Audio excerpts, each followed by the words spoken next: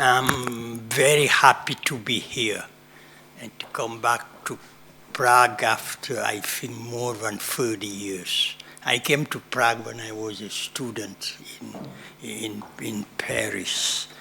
And this has been an excellent occasion to come here and exchange with you on a topic which has been an important topic for me, which turned basically around the idea of the emergence in Africa of an urban culture, and a culture which is carried by a segment of the population, the youth, which is of course having an impact on not only the processes of socialization, but also an impact on the urban space, redefining ways in which people have been engaging, if you want, each other. So,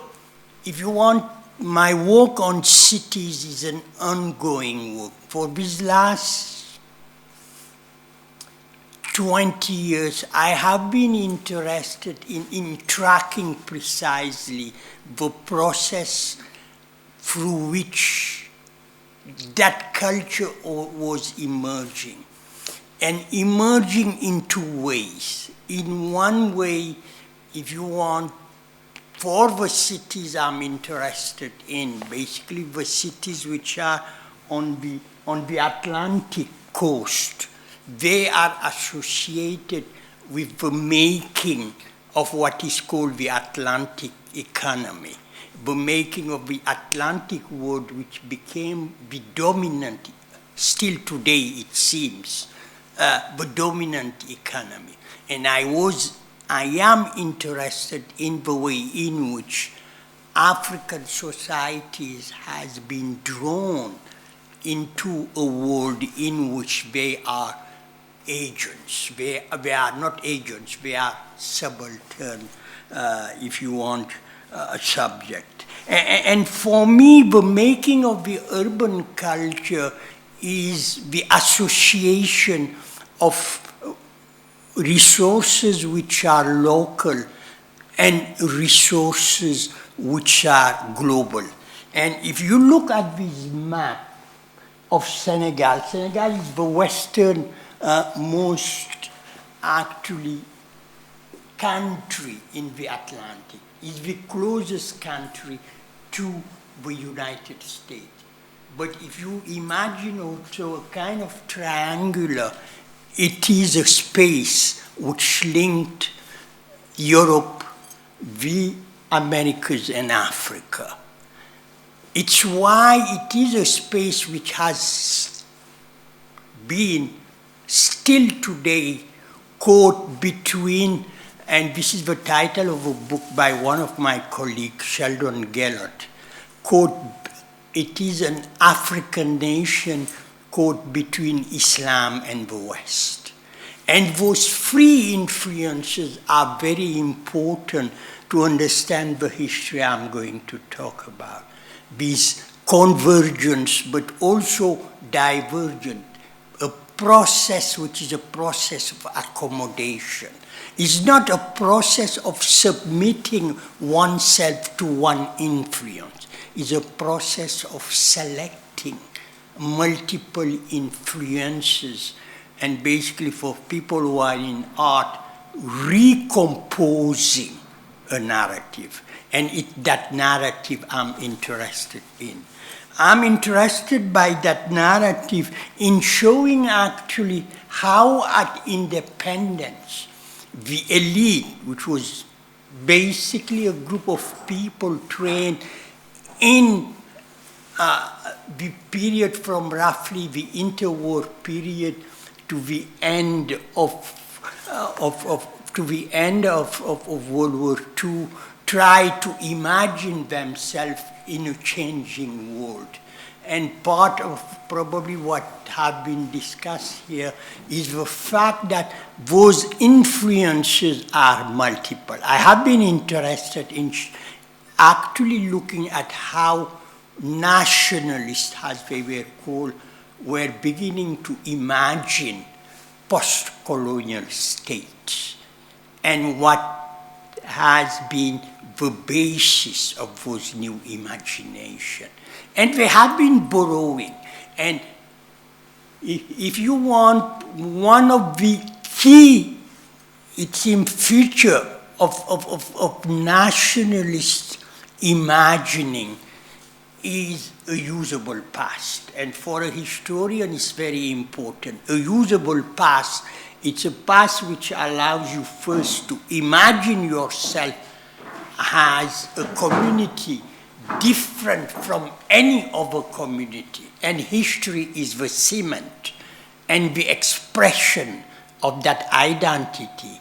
But at the same time, how by going to your past, you can actually pull together resources which allows you to imagine a future.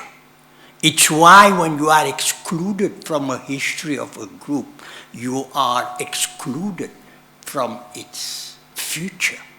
You are not part of, and you have a kind of what is called a literary or an artistic imagination, which fueled, if you want, the idea of what you are and who you are. So that imagination is an imagination of the nationalists I have been trying to document. And that imagination is based on, if you want, an idea of Africa. And I underline the notion of idea, which is not the reality, but an idea of Africa which seems to be deriving from the colonial invention of Africa. And I use invention there, not imagination. And this is something we have been, as academic developing these last roughly 50 years, following the publishing of one of the most important books in post-colonial studies, the book by Edward Said, Orientalism, which showed that the Orient is an invention of the West. And following him, 10 years later, one of the most important African thinkers, who is both a philosopher, an anthropologist, and a novelist, Valentin Yves Mudimbe, published a book which is called The Invention of Africa.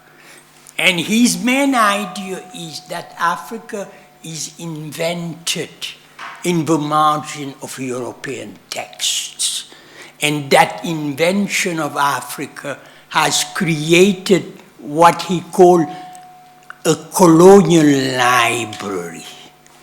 And that colonial library has been the fountain of the invention of Africa. But he pushed that idea much further by saying not only Africa is invented, and the library of its invention is accessible, but even the Africans who are pushing back against the invention of Africa are trapped in that library.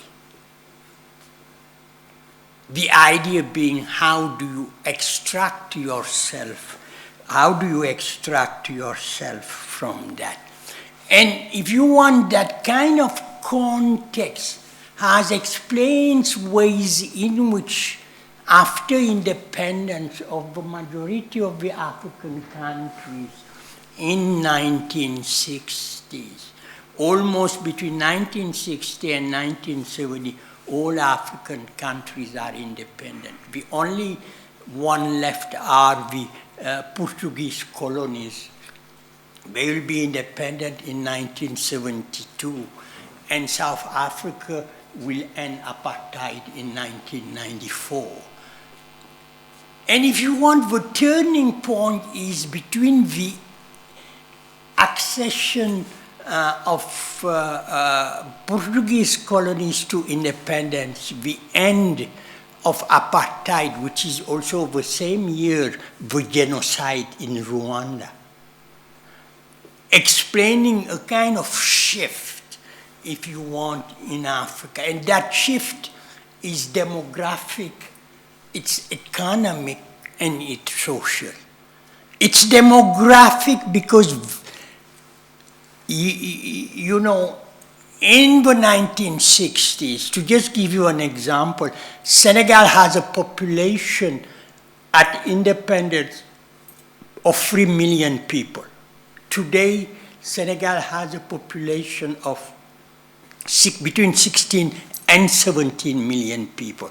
If you look during this what it shows is that in Africa, the population is doubling each generation, which means that today, Africa is going to be the most populated continent in the world in the coming years.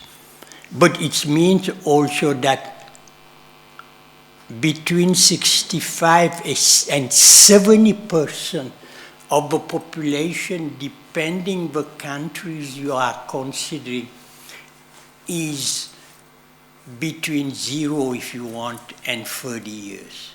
It's an extremely young population.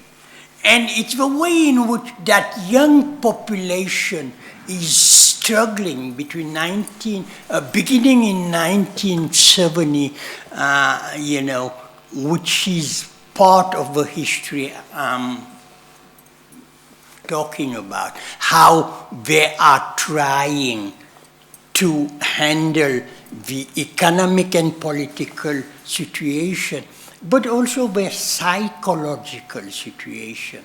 And if you want, the arc of those changes is an arc today which is very well known, with the crisis which is affecting Europe in particular, the migration crisis, and the number of young Africans who are actually trying to reach a world they imagine has the world of prosperity, and the number of people who are dying. And this is also what shows the depth of the crisis in Africa. But the depth of the crisis, which on one hand shows that for many young Africans, you know, the future is outside of Africa, which is quite terrible and disturbing. But at the same time, probably innovation, in particular creativity, cultural creativity, have been so important, and how activities have been flourishing, which is also part, if you want, of the kind of contradiction in which Africa and African societies are actually engaging in. That it's a continent which is not only returning on itself because of the crisis, but it's also the continent where you have one of the most extraordinary creativity in art, in music, but also in literature. And the most important group in this very innovative, if you want, revolution are women, and very young women. The best today writers are African women. And this is, if you want, what I have been studying for Senegal, tracking those transformation, those what I call itineraries, which are about music, sonic, which are kinetic, about dance and performance, but which are also iconographic. And in this case, the case of my presentation today, I pay more attention to the iconographic in the case of Dakar, but how that actually plastic art burst is also associated with music and dancing. And one of the things which has reached, which became global, is the so-called world music, and how African has been part of this revolution of world music. In particular, in the case of Senegal, two types of if you want, music of the late 80s, what is called, which is a very basic classic Senegalese music, Jana, which is called Mbalax. Mbalax is about not only a sound, but it's also about dancing. And it's also about reinventing the body through dancing and making music not only a language of enjoyment, not only about enjoying yourself and exchanging, but it's also about expressing social and political proposition. So it's the idea that something which is supposedly about enjoyment becoming a language of political intervention, and how such a language is taken over by the youth, and how it's also changing over time. Because that group which has been part of Mbalax has a music, and Mbalax is interesting, is one of, that kind of music which has been inspired by Cuban music. Cuban music which has reached this part of Africa, actually through African American soldiers during World War I. The basis of the so-called popular music, urban popular music, is actually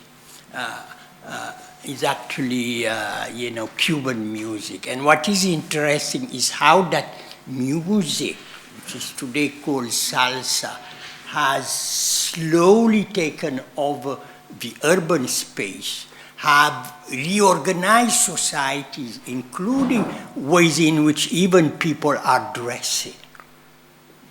One of the images which has been used, a kind of metaphor, is the tension, the kind of possibility of actually distinguishing women between people who are women wearing barab, the classical African clothes, and women who are wearing skirts. And it's the same tension between men in suits going to dancing. In many cases, to dancing European dances and popular open dances where people are wearing African clothes, listening to African music. And actually, until the 1970s, you have a separation between the two. And in the 1970s, in particular with Mbalax, everybody knows one of the most important artists of Mbalax, which is Youssou N'Dour. And I will come back very quickly to him because he played an important role in the movement, the social movement I have been trying to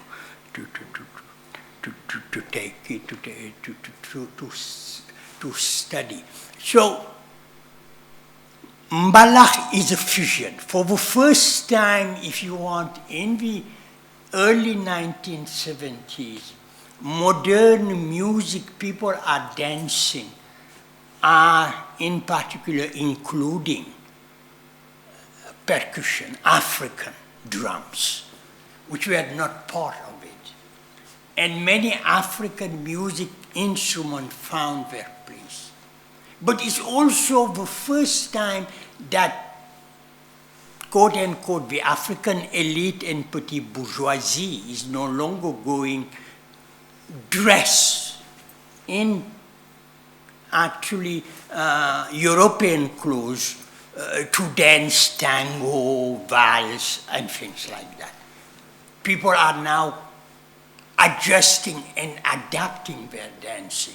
And those things are very important because that shift to African sound and African kinetic postures will have an effect in the Atlantic and will have an effect in even the way in which African American women and singers will begin dancing.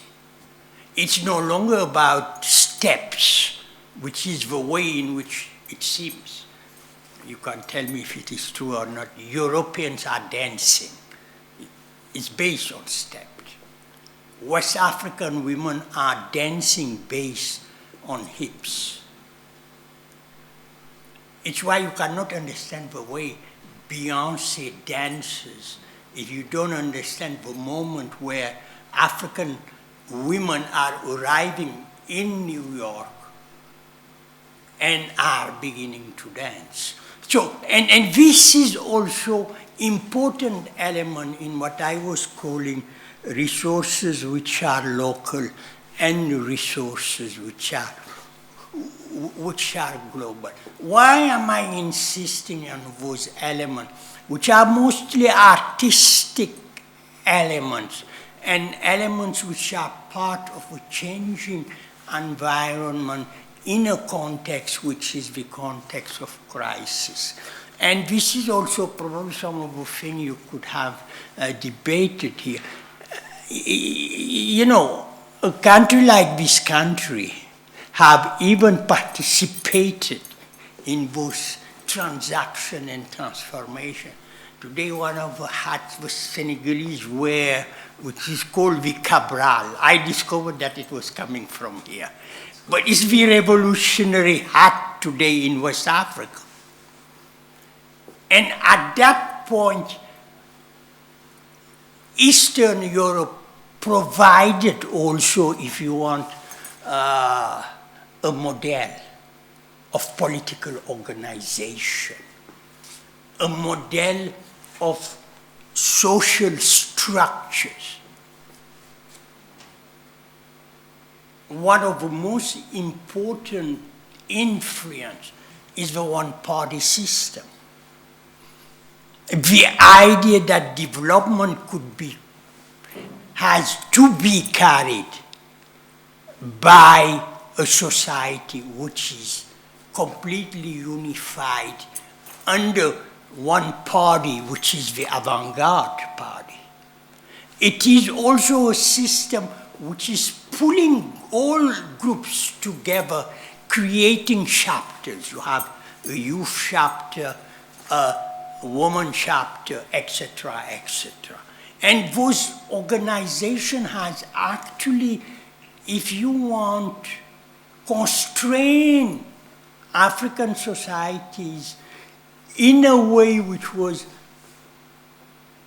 in some cases, much more destructive than any, precisely because this centralization has made the youth, but also made women not actors and subjects of their own history, but they became resources at the disposal of the state and the resources at the disposal of one-party system, and had consolidated one thing which has been for me the most important probably elements of domination in Africa. Because in almost all African countries, you can say that you have two rules, which are the rules which are organizing the society. What I call the rule of generation, that seniors are always on top of juniors, and juniors cannot be right. They have just to follow. They have no idea. But the other thing is the rule of gender. Women before menopause are always juniors. And these two constraints have been exacerbated by centralized power and created situation, which are situations in which you have what is postulated is the idea that the party is guiding. And what is postulated is that the country and all African countries, if you want, are countries which are, and this is the map of Senegal, these are countries of citizens. The idea that you can imagine citizenship in one container in such diverse societies created very difficult situation. It's why the crisis of the 1960s are crises against centralization, crises against one-party system. This is the period like in Eastern Europe, the 70s, the 80s, where all the discussion turns around diversity, transition to democracy, and civil society. And that situation opened up a new moment, a moment where people are mobilizing. They are mobilizing against the fiction of the only way to develop is to be united. And Senegal is an interesting case for that. Because, as I say, 1960, at independence, all African countries were multi-party countries. Multi-partyism did not last 5 years. 1965 is almost the turning point. The one-party system was general in Africa. But Senegal is a kind of interesting case for many reasons. The first reason is that this colony, and we could be able to talk about the history of Dakar and how Dakar is created. But it's a strange colony in the, if you want, the French Empire, because it is in a colony where during the French Revolution, a city like Saint-Louis in the north, at the mouth of the Senegalese river, is a city where the black population was granted citizenship, and they fought to be French citizens. But in a situation which is very complicated, is why I was talking about a country caught between Islam and the West. These people from the north of Senegal, at the border of Mauritania, are Muslim. And they are literate Muslim. They speak Arabic. And they use, because they speak Arabic, to tell the French to refuse to be citizen under the French law, which is the Code Civil, which say that, you know, if you are a French citizen, you are not supposed to be polygamist. To just give you an example. They are Muslim, they decided that they will maintain polygamy. And they will tell the French, okay, you say that people are civilized if they write a language. We write Arabic. You say that we can discuss Plato in Wolof and Arabic because we can read him in Arabic. So these are questions which are important, and the French gave them citizenship. outside the civil code. And it's created very interesting situation. What they did was to use what the French citizenship law was providing to protect their identity, but also fight for their right. And the French, between the French Revolution and 1887, made Saint-Louis, the Gorée Island, Rufisque, and Dakar, if you want, a space in which black people were citizens, but why keeping their customs? And to give you an example, those people began sending a representative at the French National Assembly as early as the period of the French Revolution. They, of course, sent first white people, they sent after mixed blood people. But in 1914, the first black person was elected at the French National Assembly. I am talking about that to just show you the political engagement at part, a portion of the Senegalese, and the making of a culture, which is a culture of citizen. Different, but the rest of the Senegalese are called native. They are under the native code. And that tension has created a specific space, creating a very, very original, if you want, political culture. As the other African countries, Senegal had, of course, a multi-party system.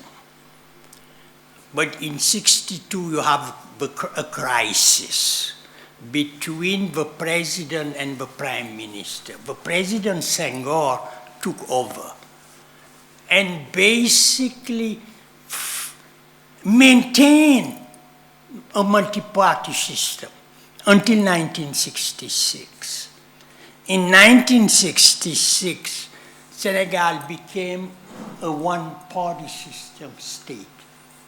But it lasted only 8 years. In 1972, you have an opening up of the system. And Senghor decided to impose a multi-party system based on what he called free currents, ideological currents, a socialist, a liberal, and a Marxist. And this is important to mention. Senegal is the only country in Africa where, except Botswana, where the one-party system lasted 8 years. And the country was opened up. The third element to take into account is even during the 8 years of a one-party system, opposition flourished. It was an open society country in which political engagement, dissent, and sometimes rebellion has always existed. But it was a country through that history which, if you want, produced a kind of singular political culture, a culture in which, in particular, the clerics has played an important role. And the clerics has always been mediating. And again, to come back to the comparison with Eastern Europe, it's why in the 1980s, 70s, 80s, some scholars began saying, when Habel and all these were discussing about the civil society and the role of the civil society, one of my British colleagues said that you have in Senegal, since the colonial period, a civil society. And that civil society were made up with the clerics, because they had enough power and enough support to always negotiate with the state, the colonial state and the post-colonial state. And it's according to Donald Cruz O'Brien why Senegal is a success, what he called a success story based on a social contract between the political elite and the Muslim elite. It's why it's a country which have never experienced a military coup, which is not always true, which did not have, if you want, important crises. But these last, 5 years were a period of crises and of political crises. But since the 1982, we have a kind of low-intensity rebellion in the southern part, in the southern part of Senegal. But still, the country remained a stable country. And the power, if you want, of such a public culture, if you want, and political culture has actually created very important shift. As I say, the country very quickly exited from a one-party system to a multi-party system. The first president, Senghor, after 20 years resigned.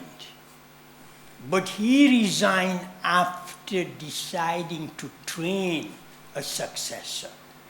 And he picked up a prime minister in 1970. And this was also a revolution.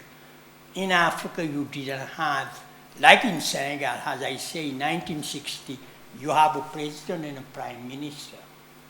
1962, you no longer have a prime minister. Power is incarnated by one individual, and it was the case all over Africa. Senghor re-established it in 1970 because he has already decided that he was leaving. And in 1980, he resigned and was replaced by the man who was his prime minister for 10 years. It is an innovation, which is a Senegalese innovation. The opening, democratic opening was also an innovation. The other innovations in Africa was that this is the only country in Africa where in 2000 the incumbent president was defeated and his party also in power for 40 years was defeated. And this is very, very important because it's the consequences of changing the administration of election. And the Senegalese youth have been fighting for that since almost the turning point is 1988.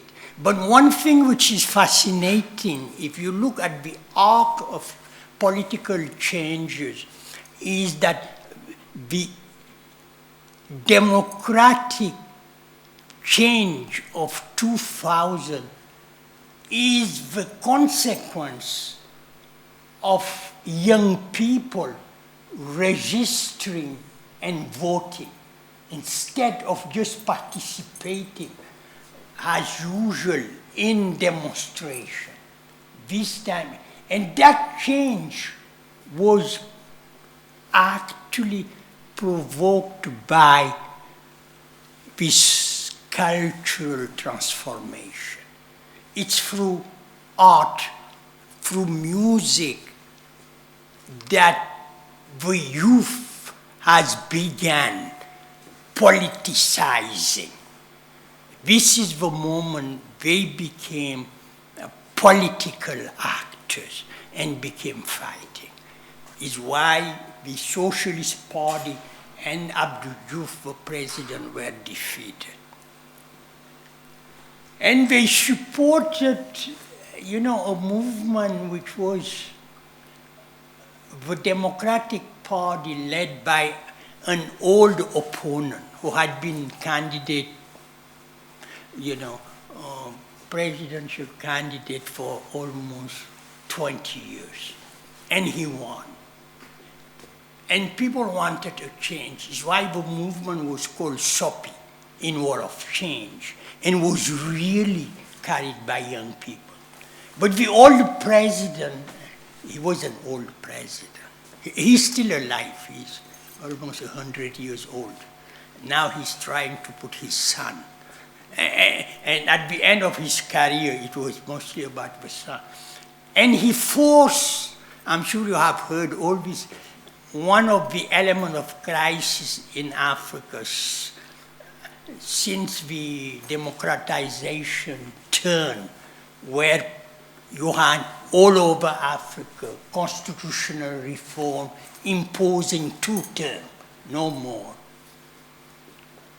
All the presidents tried to have a third, and this old man tried to. And he was, when people pushed against the Constitutional Court, who upheld the idea that he could run third, the movement through music, and in particular through a group which was called Yanamar. And Yanamar is important because it indicates the shift. I talked about Mbala as a music of reform and transformation. In the 2000, what emerged is rap, and rap musician, and rap becoming the language of contestation, but also becoming the language of mobilization. And through music, through performance, the youth has been able to mobilize. And by mobilizing, they decided, okay, legally you can run, which is, of course, illegal. And they played that legal, illegal. But they say, okay, but we are going to defeat you. And the incumbent president was defeated in 2000. The man who defeated him was elected twice and was trying again to be candidate. And these last 2 years in Senegal, the fight was, we are not going to accept that. But this time it was no longer focusing on stopping the president to run for a third term.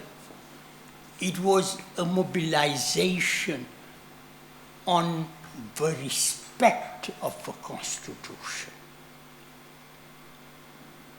So it's why the 2, if you want, 3 changes are the defeat in 2000 of Mamadou Diouf, in 2012 the defeat of Abdoulaye Wade, but these last 2 years it was a new fight, the fight for the respect of the Constitution. And it's a revolution in Africa, that Africans are now mobilizing to fight for their Constitution. And guess what? This president who had done everything, including, which is still the case, jailing almost 2,000 young people, harassing his main opposer, still today, he was forced to withdraw. He is not running. He was forced to come on television and say, I'm not running.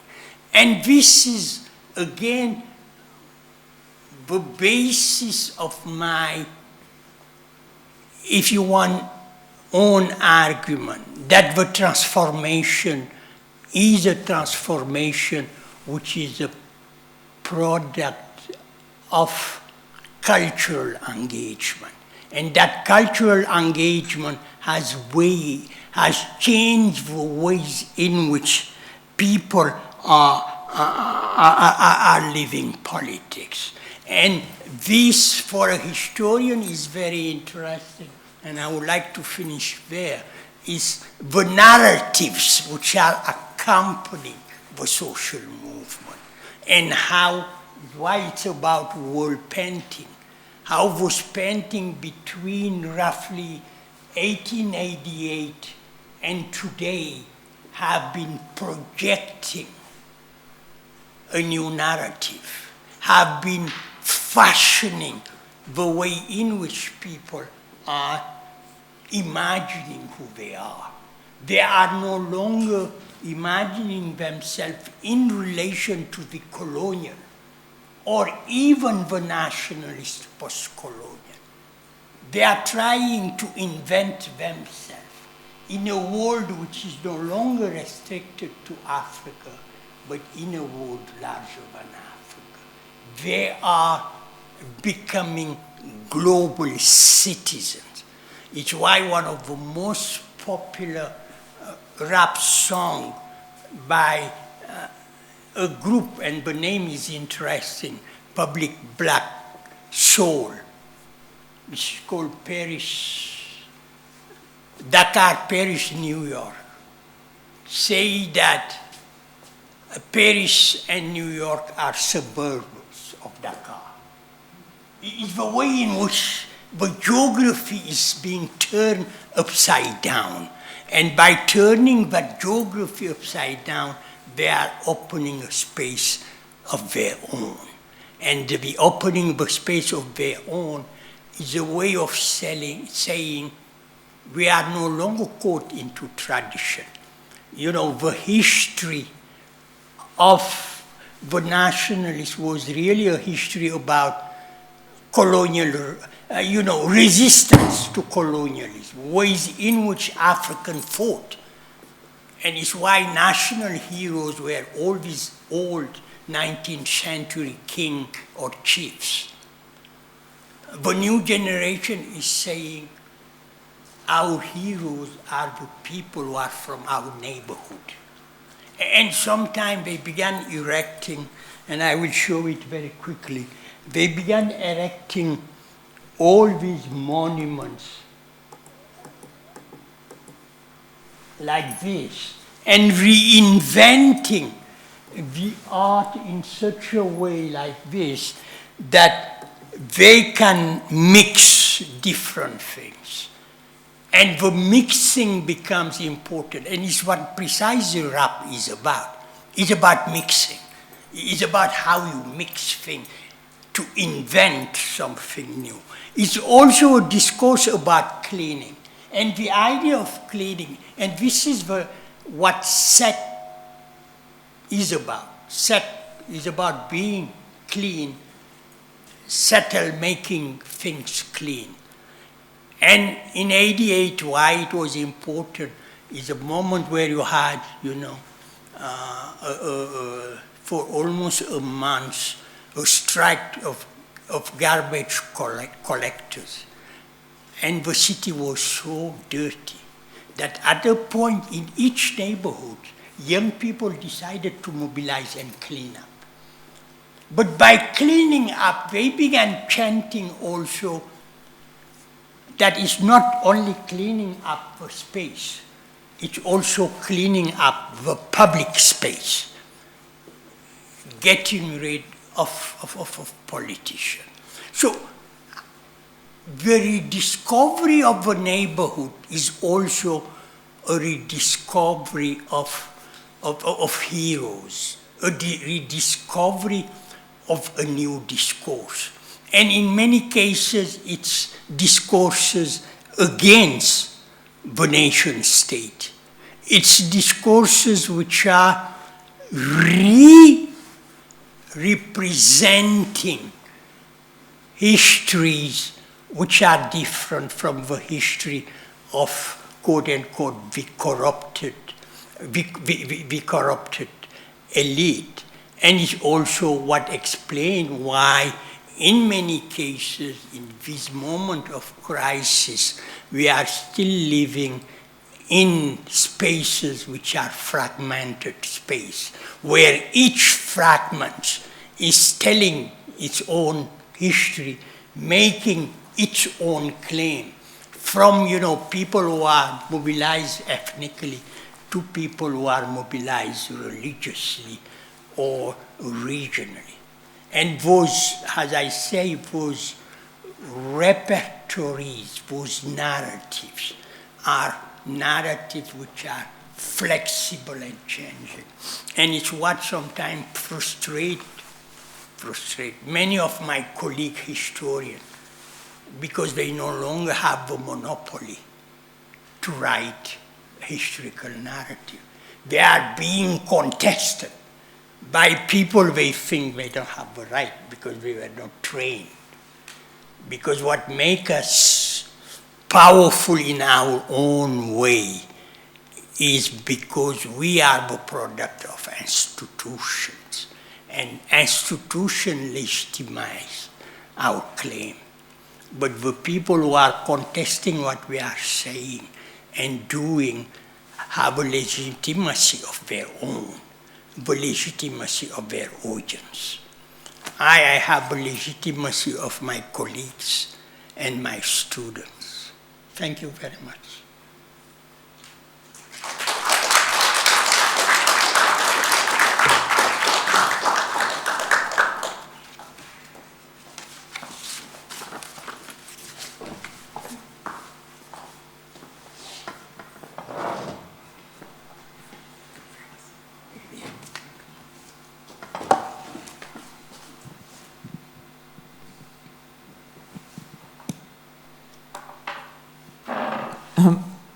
Okay, thank you, Mamadou, very much for this, I would say quite an optimistic lecture about the potentials and the future of the West Africa.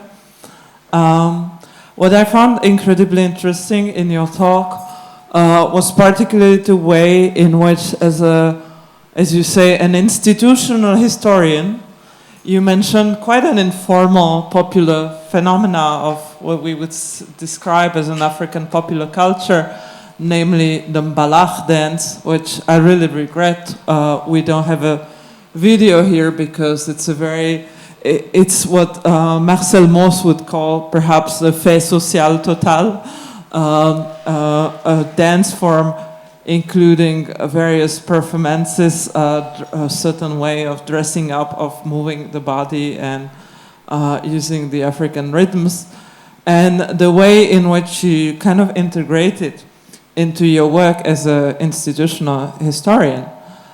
And I just thought about it because, especially today in our morning session with students, we were reading Frantz Fanon, The Wretched of the Earth, namely the famous chapter titled On Violence. And in this chapter, somehow curiously, Fanon also mentions the role that dance plays in colonized territories.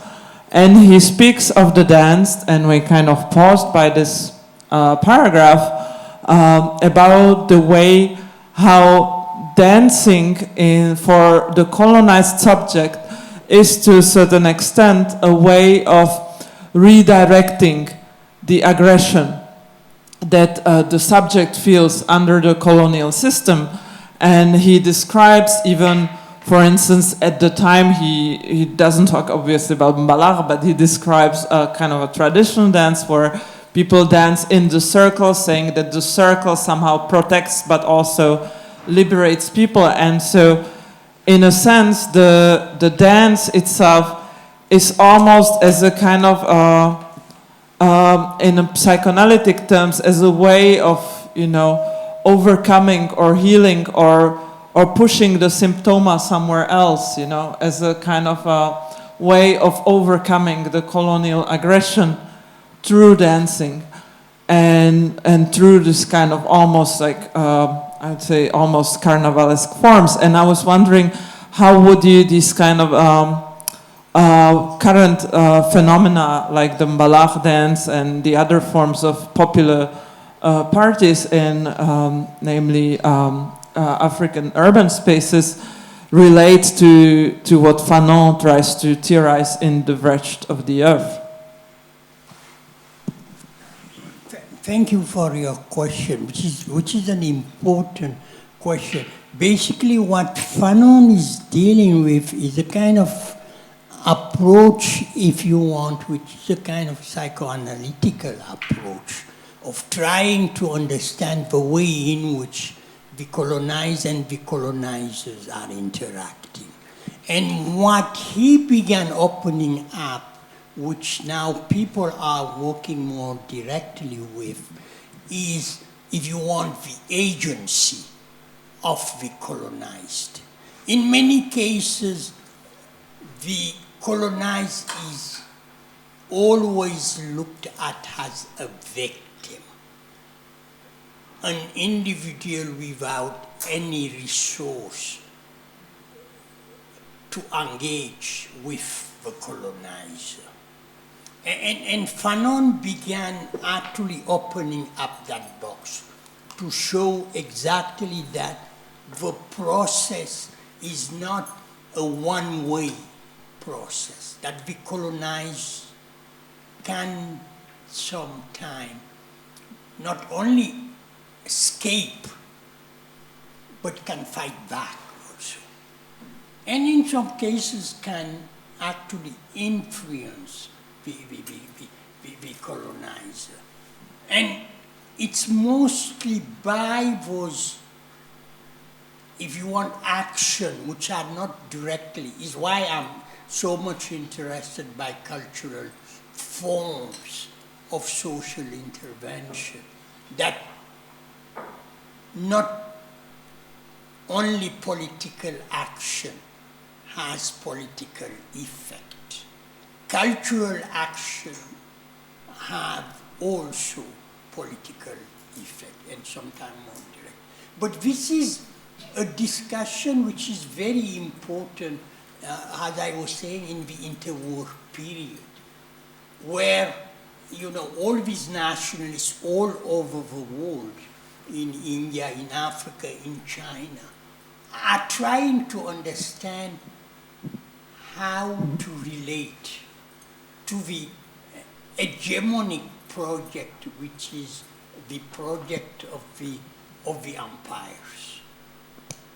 And one thing which became very important, let's say, if you take a writer and thinker like Tagore, who got the Nobel Prize in 1933, who is an essayist, a philosopher, and a poet. You know, Tagore say, pushing back against Hegel, the idea for Hegel history, what he called world history, is mostly the history of Europe. And that history is the history of a nation state. So history is the history of political affairs, is why what he called Africa proper is outside of history. And Tagore say is precisely why non-Western people should think about history only if history is the history of everyday life. That the contradiction Fanon is talking, the tension, but it's also, you know it, what Senghor says. Senghor, uttered this terrible sentence for many people, that, emotion is Negro like reason is Greek. And of course, people thought about it's an insult. But if you look at it more deeply, it's a way of saying, okay, if you think reasonably as a black and a non-Western, you will be always in the side of the savage. Okay, I prefer to be so savage and emotional, to redefine another way of understanding the world. And I think this discussion is important. It's why also for Senghor, dance was important. For him, dancing was the most important aesthetic and scientific activity of the world. And it's not, again, only him. If you want to read a wonderful book, but it's in French, by Jacques Berg, who's this French Orientalist, who is explaining when Algeria became independent, how it's through dance that Algerian women are rewriting the history of Algeria, erasing the colonial history and dancing independence and the future of Algeria. And Fanon is into that. But I think the new generation is outside this band. They are no longer defining themselves in relation to the colonial. Or if they do that, they believe that the colonial is also co-produced by the colonizer and the colonized. Yeah, I think that the dichotomy that you're also trying to portray here, and somehow by pointing that these two terms are very linked, it's that of the aesthetics and politics. And I think what you're trying to link to, if I understand you correctly, is also something that even someone like Jacques Rancière has been theorizing recently, that the aesthetical is also inherently political, in a way that the sphere of culture and politics are inherently linked. And this is something that, of course, we can observe very much in the post-colonial context, but I think it would be also worthy to place it in this very shift of the left thinking from the 1960s. We can think, for instance, of Henri Lefebvre's turn towards the critique of the everyday life, this kind of emphasis on the culture revolution as the political transformation as being inherently manifested on this, let's say, level of everyday culture and of the organization of the subject. My question, however, and again, I perhaps stop by a lot thinking about your example of music, is that, for instance, you mentioned this very specific musical form, the Senegalese mbalax, which I think is also unique in the whole Africa. Also, for instance, Mali has a very unique musical culture too. But we can think of, for instance, the way in which, if we look at the current tendencies in music, there's also a certain tendency towards a homogenization of taste.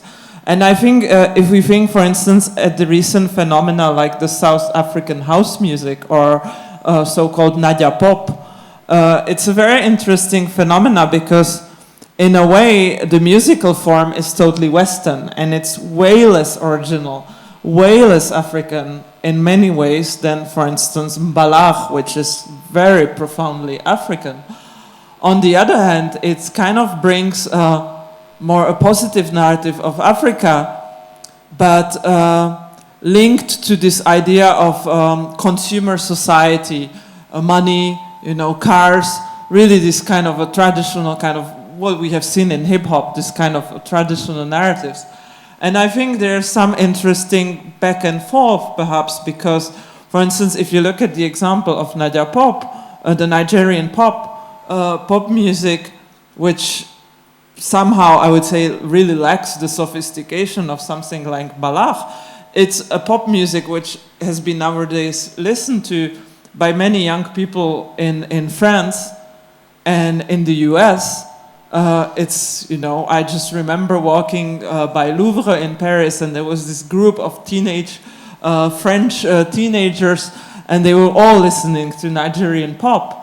And I think, how would you say that in these musical phenomena and in these kind of musical fashions, if you look at the tendencies of the present, how does the role of, let's say, the alienation, the imposition of the Western musical taste, a certain homogenization of culture, act also in this phenomena and how it is being subverted, perhaps, or is it being subverted by the African youth of today? I think it's the two movements which we have to take into account. The idea is not necessarily that you have to engage to destroy or resist to something. You are also enjoying something. It's literally about that.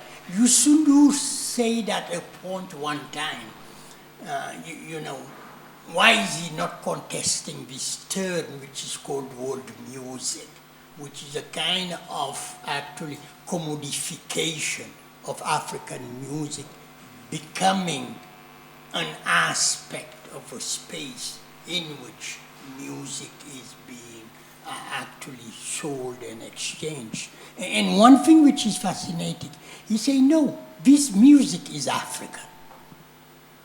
The beat is African. And because that the beat is African, it could be consumed all over the world. Donc the challenge is a challenge about, on one hand, being part of something which is worldly. And urban cultures are worldly cultures.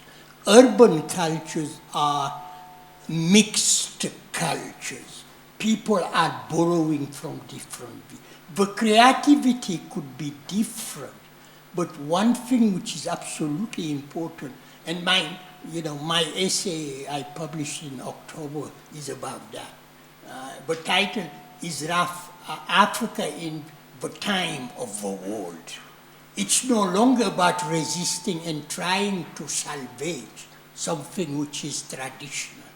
It's about Africa and African participating in a global movement as actors and being part of something which Césaire announced already in the 50s, the reinvention, and it's Senghor, the reinvention of the universal.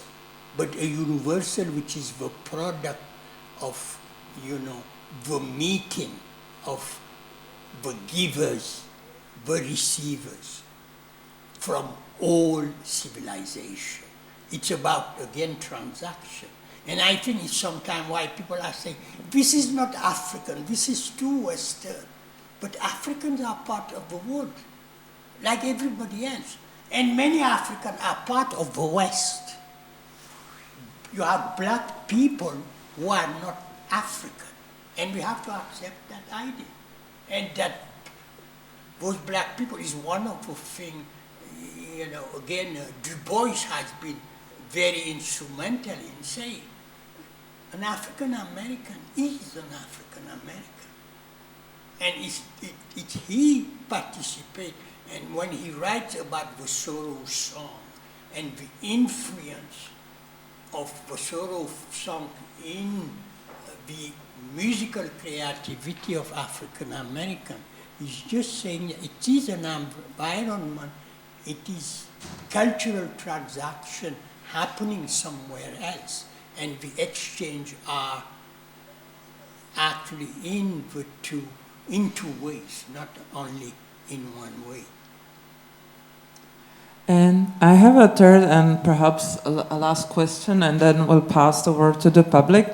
I wanted to ask you, namely, about the book which you have published this year, L'Afrique dans les temps du monde, or as you just mentioned, Africa in the times of the world, or the worldly times. I don't know how I would exactly translate it.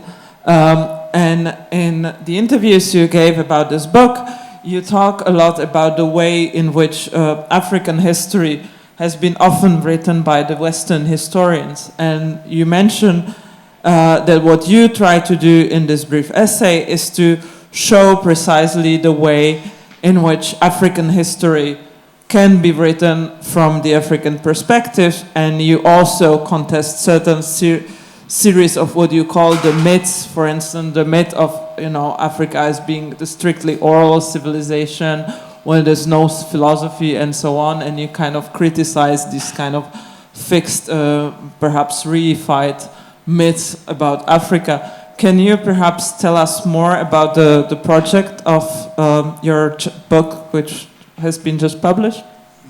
Yeah, it's just a project which is against precisely these binaries, which are always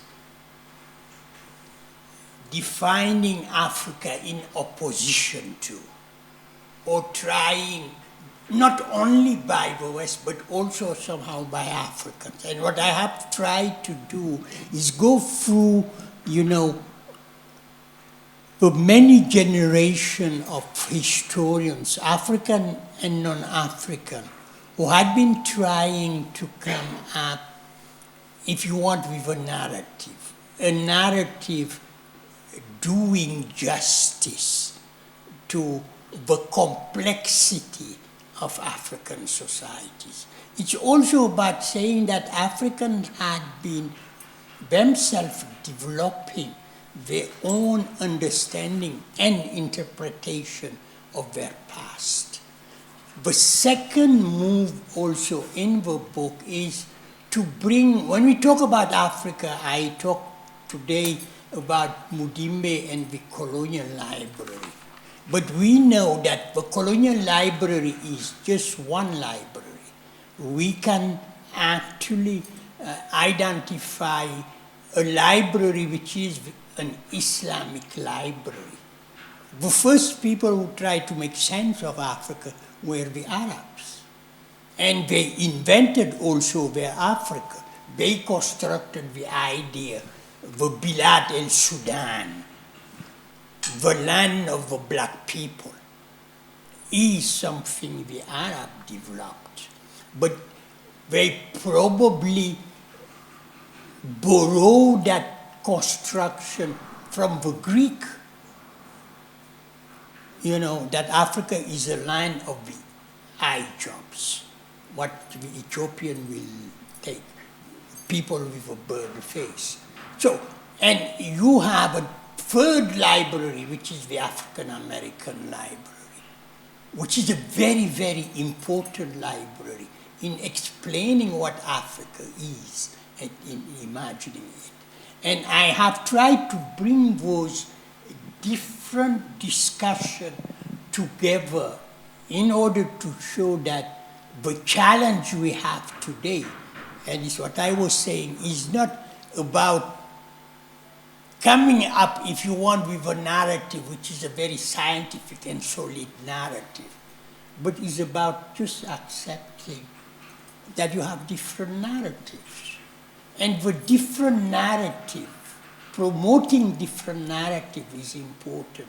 Achebe say that the world will be unified the day we accept all the narrative, and we will accept that other people are also able to narrate who they are. The problem is, since the 19th century, the West has decided at least three things. Man is Western. The space of civilization is Western. And third, the Western is the judge to who is civilized and who is not. Which means that his narrative, I say his because hers is not there. His narrative is the only narrative, the only acceptable.